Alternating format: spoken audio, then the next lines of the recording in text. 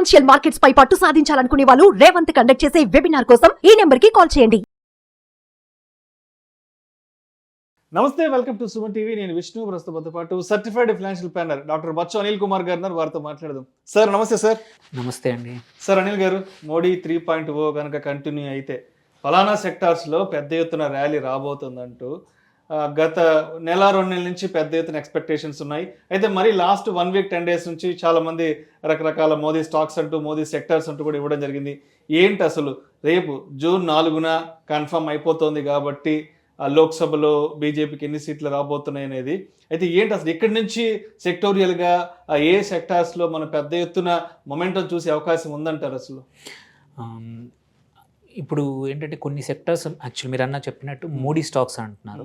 Modi stocks are nothing but ఏంటంటే ఏవైతే ఆయన ఫోకస్, ఆయన నెక్స్ట్ థర్డ్ టర్మ్లో ఆయన ఏదైతే ఫోకస్ ఏరియాస్ చేయబోతున్నారో వాటికి సంబంధించిన స్టాక్స్ ఆర్ ఆల్రెడీ కొన్ని ఈ ప్రభుత్వానికి దగ్గర అని ఆర్ లింక్డ్ స్టాక్స్ ఉన్నాయి కొన్ని, వాటిని మోడీ స్టాక్స్ అంటున్నారు. సో ఇప్పుడు అవి పక్కన పెడితే ఏ సెక్టార్స్ బ్రాడ్గా ఫస్ట్ థింగ్ ఏ సెక్టార్స్ మంచిగా రాబోతున్నాయి, పర్ఫామ్ చేయబోతున్నాయి ఏంటంటే ఫస్ట్ థింగ్ ఆబ్వియస్లీ అంటే నో బ్రెయినర్ అంటారు, ఇన్ఫ్రాస్ట్రక్చర్ సెక్టర్. మీరు పోర్ట్స్ తీసుకున్నా సరే, ఎయిర్పోర్ట్స్ తీసుకున్నా సరే, రోడ్స్ తీసుకున్నా సరే, బార్డర్లో రోడ్స్ తీసుకున్నా సరే, ఈ ఎన్డీఏకి మీరు లాస్ట్ 2 టర్మ్స్ చూసినా నెక్స్ట్ టర్మ్ కూడా అది మేజర్ చేంజ్ మనకు ఆల్రెడీ కనబడుతుంది. కాబట్టి ప్రజలు ఎక్కడ మీరు సూపర్ ఎక్స్ప్రెస్ వేలు ఏ రాష్ట్రంకి వెళ్ళినా వండర్ఫుల్ రోడ్స్, ఎక్స్ప్రెస్ వేస్ నడుస్తూ ఉన్నాయి. అండ్ ఎయిర్పోర్ట్లు కూడా ఎక్కడ చూసినా సరే చిన్న ఎయిర్పోర్ట్లు, పెద్ద ఎయిర్పోర్ట్లు కాకుండా చాలా ఎయిర్పోర్ట్లు ప్రైవేటైజ్ అయిపోయి ఇన్వెస్ట్మెంట్స్, హ్యూజ్ ఇన్వెస్ట్మెంట్స్ వచ్చాయి. డిఫరెంట్ కంపెనీస్కి ఇచ్చారు. అదాని పోర్ట్స్ కానీ, జిఎంఆర్ కానీ, కొత్త ప్లేయర్స్ చాలామంది ఎంటర్ అవుతున్నారు.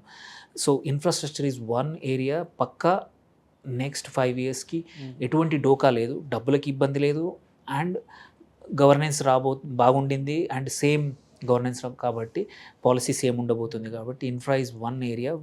మీరు వెదర్ రోడ్ స్పేస్లో ఉన్న కంపెనీస్ కానీ, ఎయిర్పోర్ట్ స్పేస్లో ఉన్న కంపెనీస్ కానీ, ఈవెన్ రైల్వే స్పేస్లో that will be another thing which అనుకున్నట్టు పెరిగింది. బట్ ఒక స్పేస్ ఇంకా స్కోప్ ఉంది. అంటే రైల్వే ఈజ్ వన్ సెక్టర్. మీరు అందుకే ఇప్పుడు ఆల్రెడీ ముంబై ఢిల్లీ మధ్యలో ముంబై అహ్మదాబాద్ మధ్యలో జపాన్ వాళ్ళు ఆల్రెడీ చేస్తూ ఉన్నారు హై స్పీడ్ నెట్వర్క్స్. సేమ్ అట్లాంటి నెట్వర్క్స్ చెన్నై, హైదరాబాద్ మధ్యలో కానీ ఇవన్నీ స్కోప్ ఉంది. సో ఇవన్నీ ఈ 5 ఇయర్స్లో వాటికి కూడా గ్రౌండ్ బ్రేకింగ్ సెరమనీస్ జరిగే అవకాశాలు ఉన్నాయి. సో అవన్నీ దో ఫారిన్ ఫండెడ్ అయినా సరే కంపల్సరీ ఎగ్జిక్యూట్ చేయడానికి కావాల్సింది డొమెస్టిక్ కంపెనీస్ కావాలి. అక్కడ కూడా infrastructure. So one sector which is for sure infra. Second వచ్చేసి పబ్లిక్ సెక్టర్ బ్యాంక్స్. మనం జరిగింది ఏంటంటే ఒక 10 years బ్యాక్ అన్ని బ్యాంక్స్ ఎమర్జెన్సీ సిచ్యువేషన్లో ఉండే, ఎన్పిఎస్ హ్యూజ్గా ఉండే అండ్ వాటికి క్యాపిటలైజేషన్ లేకపోయింది. ఈ 10 సంవత్సరాల్లో అది చాలా మార్పులు జరిగాయి. అండ్ మీరు చూసుకుంటే ఈ సంవత్సరం అన్ని బ్యాంక్స్ వెదర్ ఎస్బీఐ తీసుకోండి, లిస్టెడ్ ఏవైతే ఉన్నాయో పబ్లిక్ సెక్టర్ చాలా మంచి రిజల్ట్స్ ఇచ్చాయి, బెస్ట్ రిజల్ట్స్ ఇచ్చాయి. అండ్ ఆల్సో లోయెస్ట్ ఎన్పిఎస్ అదొక క్యారెక్టర్ చూసుకుంటే ఈ సంవత్సరము లెస్ దాన్ 2% ఎన్పిఎస్ ఉన్నాయి. So which is and also correct capitalization కావాల్సిన డబ్బులు పెట్టింది గవర్నమెంట్ ఫ్యూ ఇయర్స్లో. So all of them now మంచి హెల్త్లో ఉన్నాయి. ఇక్కడి నుంచి వాటికి హ్యూజ్ ఆపర్చునిటీ ఉంది. సో వెదర్ ఎస్బీఐ అనుకోండి, కెనరా బ్యాంక్ కానీ, బ్యాంక్ ఆఫ్ బరోడా కానీ, so all these companies these stocks will do wonderful. దీంతోపాటు నెక్స్ట్ వచ్చేసి డిఫెన్స్. థర్డ్ వచ్చేసి defence companies, weather it is in public సెక్టర్లో ఉండండి ఆర్ ప్రైవేట్ సెక్టర్లో కూడా ఉండి. మన last especially second term NDA term was defence exports చేస్తాం. ఫస్ట్ ఏంటంటే సెల్ఫ్ సఫిషియెంట్ గురించి ఆలోచించారు. సెకండ్ టర్మ్లో ఎక్స్పోర్ట్స్కి వచ్చారు. ఇప్పుడు ఈ ఎక్స్పోర్ట్స్ని ఇంకా పెంచాలి because that one area where there is a huge scope అనమాట. సో అందుకే మీరు బీడిఎల్ తీసుకోండి, కొచ్చిన్ షిప్ యార్డ్ కానీ, మజ్గావ్ డాక్ కానీ, and HAL government PSU company, another PSU. So HAL కానీ పెద్ద stocks. So defence is one area. కళ్ళు మూసుకొని నెక్స్ట్ 5 years మన exports will be huge and government నుంచి ఫుల్ సపోర్ట్ రాబోతోంది. మీకు పిఎల్ఐ ఏమైనా కంపెనీస్ ఇండియాలో ప్రొడక్షన్ చేస్తానంటే పిఎల్ఐ సపోర్ట్ కూడా ఉంది, ప్రొడక్షన్ లింక్డ్ ఇన్సెంటివ్స్. సో దానివల్ల ఏంటంటే ఇట్స్ ఎ ఇన్సెంటివ్ ఎఫ్డిఐ రావడానికి కంపెనీస్ ఇండియాలో మ్యానుఫ్యాక్చర్ చేయడానికి, విచ్ ఆల్రెడీ మనం చూసాం లాస్ట్ ఫ్యూ ఇయర్స్లో. మనం ఐఫోన్స్ యాక్చువల్లీ ఇంపోర్ట్ చేసుకునే వాళ్ళం. అలాంటిది ఓన్లీ ఐఫోన్స్ ఒక్కటే, మొబైల్ ఫోన్స్ అన్నీ బ్రాడ్గా పక్కన పెట్టి ఓన్లీ ఐఫోన్స్ తీసుకున్న India has become one of the major exporters for Apple. So అలా, ఎందుకంటే అది రీజన్ ఏంటంటే పిఎల్ఐ ఇచ్చారు. సో అట్లాగే మల్టిపుల్, మీరు ఈవెన్ సోలార్ ప్యానల్స్ కానీ లాట్ ఆఫ్ థింగ్స్ మనం ఇంపోర్ట్ చేసుకునే వాళ్ళం చైనా నుంచి కానీ తైవాన్ నుంచి కానీ, అవి కూడా స్లోగా ఈ లాస్ట్ 2 yearsలో ఇంపోర్ట్ నుంచి మ్యానుఫ్యాక్చరింగ్ షిఫ్ట్ అయ్యాం. Next another segment which I'm saying renewable energy. Renewable energy actually last ఇయరే ప్రధానమంత్రి మోడీ చెప్పిన దాని ప్రకారం మోడీ గారు చెప్పింది ఏంటంటే మనము రిన్యూవబుల్ ఎనర్జీలో we should be number 1 or number 2 ఉండాలి వరల్డ్లో అని.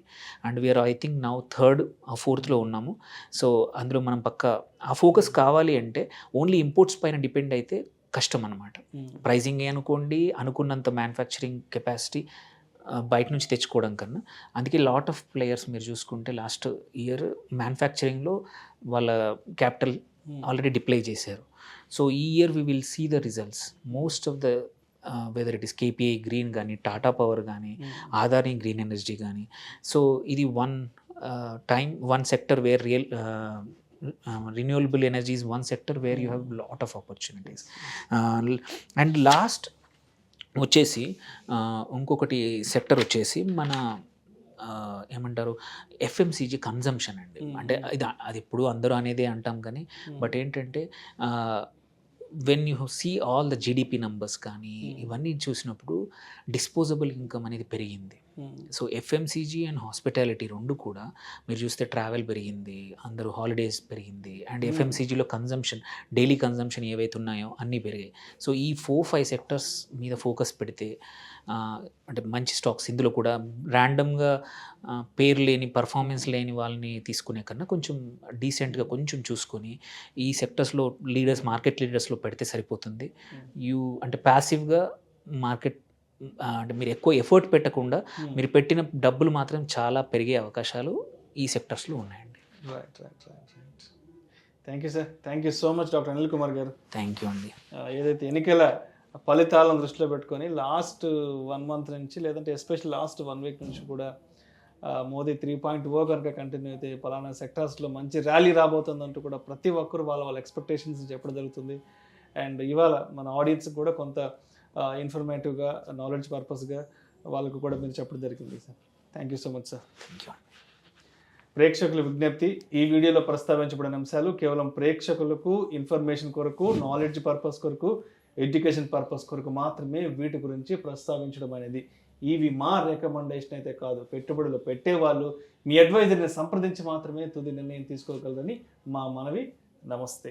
సుమన్ టీవీలో మీ పర్సనల్ అండ్ బిజినెస్ ప్రమోషన్స్ కోసం కింది నెంబర్కి కాంటాక్ట్ చేయండి.